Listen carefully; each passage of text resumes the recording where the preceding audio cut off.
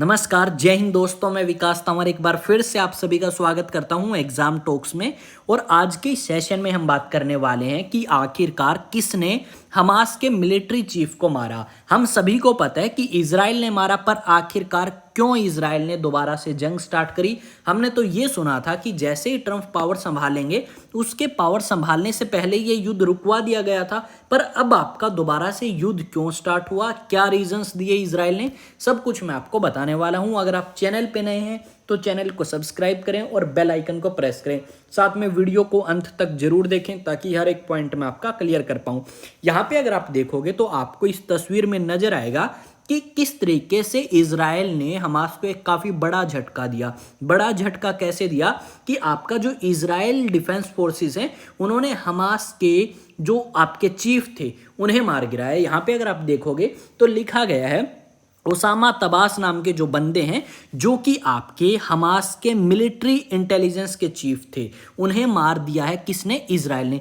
गजा में मारा गया हमास का मिलिट्री चीफ ओसामा तबास। इजरायली सेना ने हमले में कर दिया ढेर। इस तरीके की चीजें सामने आई हैं। यहाँ पे आप एक फोटो देख सकते हो। अब बात यह आती है कि सर ये तो युद्ध रुक नहीं गया था, तो डेफिनेटली एक बार सीज फायर हुआ था और ये सीज फायर राष्ट्रपति ट्रंप के शपथ लेने से पहले की बात है। और ये सीज फायर टूटता है तब जब आपका इजराइल आरोप लगाता है हमास के ऊपर कि हमास ने लगभग 60 बंदियों को रिलीज नहीं किया। और आगे हम इस चीज को लेके बात करेंगे नहीं, और ना ही बात होने की संभावना है। तो हम क्या करेंगे, उन लोगों को टारगेट करेंगे जो हमारे लोगों को बंधक बना के बैठे हैं गजा के अंदर। और यहाँ पे अगर आप देखोगे तो इजरायली डिफेंस फोर्सेस ने ये हमें बताया है कि आपके जो ओसामा तबास जो कि हेड हैं हमास की मिलिट्री इंटेलिजेंस के साउदर्न गजा के अंदर, उन्हें एलिमिनेट कर दिया है या उन्हें जो है मार दिया गया है। किसके द्वारा मार दिया गया है भाई, तो इजराइल की सेना के द्वारा मार दिया गया है।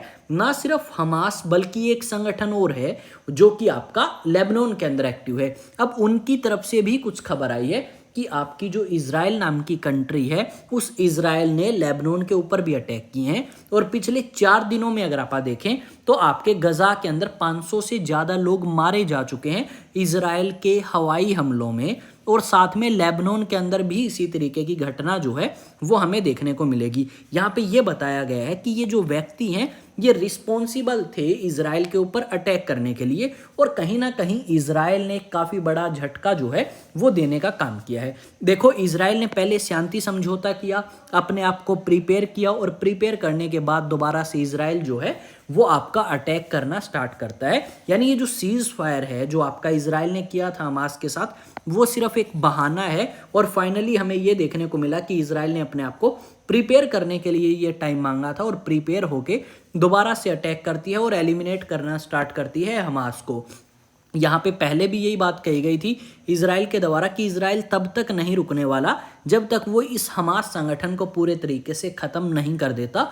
और आई थिंक, मुझे ये लगता है कि आपका जो हमास है ये तो साथ में खत्म होगा ही होगा, पर गजा के अंदर जितने लोग रहते हैं ये भी साथ में यहाँ पे बेघर होते हुए नजर आएंगे। क्योंकि यहाँ पे हमने ये खबर सुनी थी कि आपका जो ये सीरिया नाम की कंट्री है ना, इस सीरिया नाम की कंट्री में बचे हुए लोग जो गजा के अंदर हैं उन्हें यहाँ से सीरिया में भेज दिया जाएगा। और इस तरीके की बात अमेरिका और साथ में इजराइल कर रहे हैं सीरिया से, क्योंकि सीरिया में रिसेंटली तख्ता पलट हुआ और बशर अल असद जो है वो देश छोड़ के रसिया भागते हैं। और यहाँ पे हमें ये सुनने को मिला कि जो आपके बशर अल असद हैं उनके जाने के बाद आपके HTS संगठन के जो लीडर हैं, ठीक है, अहमद अलशरा, वो पावर में आते हैं और वो बताते हैं इस तरीके की जानकारी हमें या देते हैं। तो ये सारी चीज़ें हमारे सामने क्लियर होती हैं। आई थिंक चीज़ें आपको समझ आई होंगी। अगर आपको किसी भी तरीके का कोई डाउट है तो आप डेफिनेटली अलग अलग सोशल मीडिया प्लेटफॉर्म पे जाके मुझे पूछ सकते हैं। साथ में एक चीज़ और मैं बताना चाहूँगा, देखो आप में से बहुत सारे स्टूडेंट भी होंगे जो UPSC सिविल सर्विस के लिए अपनी तैयारी स्टार्ट करना चाहते हैं और स्टार्टिंग करना चाहते हैं NCERT से। अब आपके पास ऑप्शन नहीं है कि सर पेड कोर्सेज हैं सारे, अब तैयारी कहाँ से करें, तो आपके लिए एक बेस्ट ऑप्शन हो सकता है अगर आप एग्जाम टॉक्स कॉम्पिटिटिव पे जाओगे।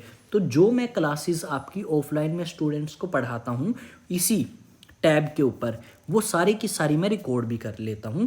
और यहाँ पे देखो, अभी तो मैंने NCERT का फाउंडेशन कोर्स स्टार्ट किया है, साथ में यहाँ पे जल्द ही मैं क्या करने वाला हूँ, जो मेरे 11th और 12th क्लास के स्टूडेंट हैं आर्ट्स के, उनकी जो क्लासेस होंगी वो भी मैं रिकॉर्ड करने वाला हूँ इसी तरीके से।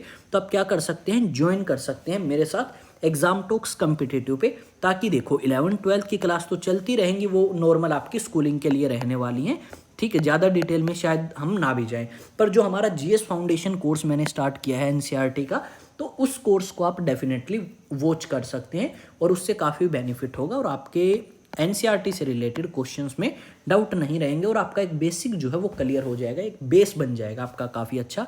तो मिलेंगे एक नए सेशन में नई न्यूज़ नई अपडेट के साथ, पर जाके वहाँ पे भी आप सब्सक्राइब कर सकते हैं और यहाँ पे भी आप वीडियो को एंड तक देख चुके हैं, तो आई थिंक आपको चीज़ें समझ आई हैं।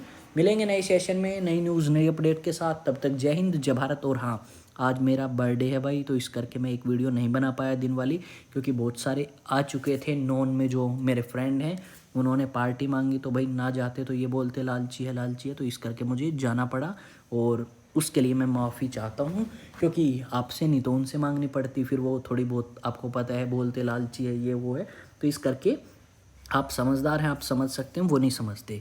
तो आज एक वीडियो दिन में नहीं आ पाई, पर ये हमने बनाई है, ठीक है। मिलेंगे नए वीडियो में। जय हिंद जय भारत।